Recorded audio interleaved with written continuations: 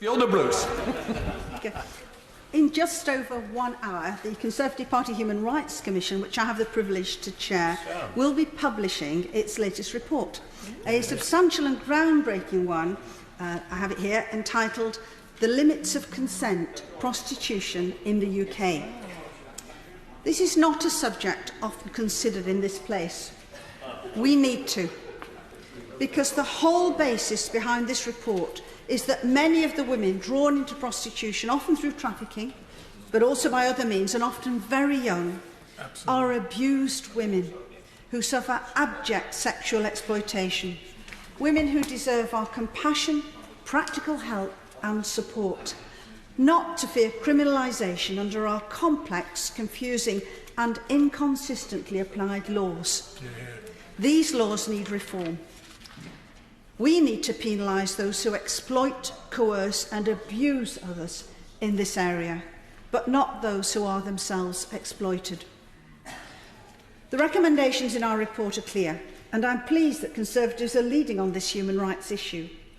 We need to reduce the demand for prostitution by creating a new criminal offence, paying for sexual services, by criminalising the trade, but making it absolutely clear that those who are personally abused in this way will not fear being treated as criminals.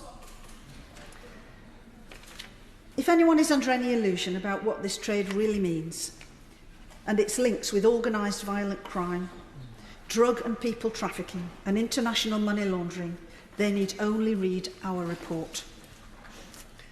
By creating this law, we will help halt human trafficking into this country by making this country a less attractive destination for those who engage in the heinous organised international trade in human beings for the purposes of prostitution. We can strike a spoke into the wheel of modern-day slavery and challenge and call to account the often violent and degrading sexual exploitation associated with this trade. All of these crimes are sadly still growing in this country. This is indeed a heinous trade. I've heard it said, you can sell a drug once, but you can sell a girl 1,000 times. I once heard of one trafficked girl who decided she would count one day how many men were sent to abuse her. After 100, she stopped counting. Experiences from other countries support our proposed approach, and the UK needs to be at the forefront of this human rights work.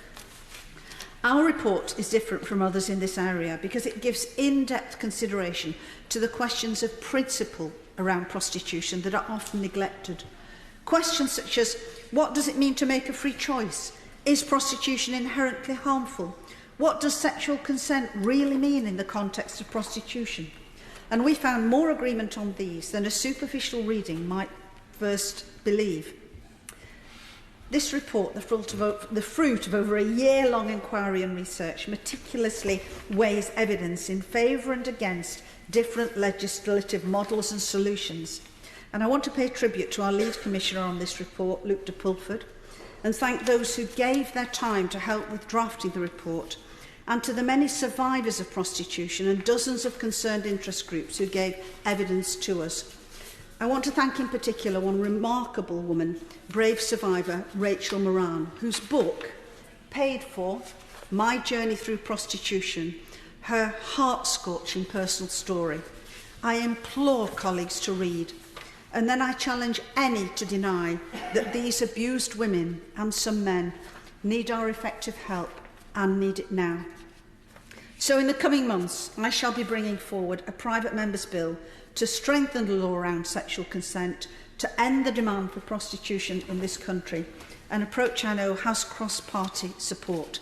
This bill, if enacted, will repeal criminal sanctions against prostituted people, whilst creating a public sector duty to enable those caught in prostitution to exit, to be given safe homes, health help, support, protection and the educational skills so many never have the chance to develop, drawn into prostitution as they frequently are in their early teenage years.